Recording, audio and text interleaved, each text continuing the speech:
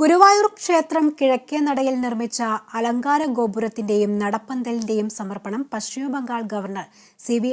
ആനന്ദ boss നിർവഹിച്ചു. പ്രവാസി വ്യവസായി അങ്ങാടിപ്പുറം സ്വദേശി വിഘ്നേഷ് വിജയകുമാർ മേനോനാണ് 3.5 കോടി രൂപ ചെലവിട്ട് അലങ്കാര ഗോപുരവും നടപ്പന്തലും വഴിപാടായി നിർമ്മിച്ചു നൽകിയത്.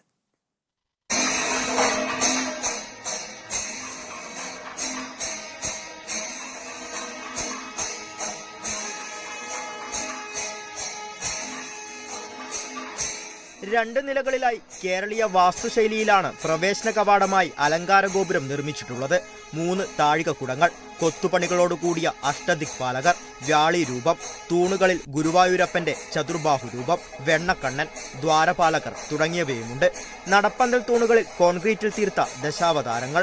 വാസ്തു ആചാര്യൻ കാണിപ്പയ്യൂർ കൃഷ്ണൻ നമ്പൂതിരിപ്പാടിന്റെ നിർദ്ദേശാനുസരണം ശില്പി എളവള്ളി നന്ദന്റെ നേതൃത്വത്തിൽ പെരുവല്ലൂർ മണികണ്ഠൻ, സൗപർണിക രാജേഷ്, പാന്തറ വിനീത് കണ്ണൻ തുടങ്ങിയവരാണ് നിർമ്മാണത്തിന് മേൽനോട്ടം വഹിച്ചത്. വഴിപാട് സമർപ്പണം നടത്തിയ വിഘ്നേഷ് വിജയകുമാറിനെയും നിർമ്മാണത്തിന് മേൽനോട്ടം വഹിച്ചവരെയും ദേവസ്വം ഉപഹാരം നൽകി ആദരിച്ചു. Devaswom chairman doctor V K. Vijayan, ഭരണസമിതി അംഗങ്ങളായ V G. Raveendran, K P. Viswanathan, administrator K P. Vinayan തുടങ്ങിയവർ സംസാരിച്ചു. Kerala vision news, Thrissur.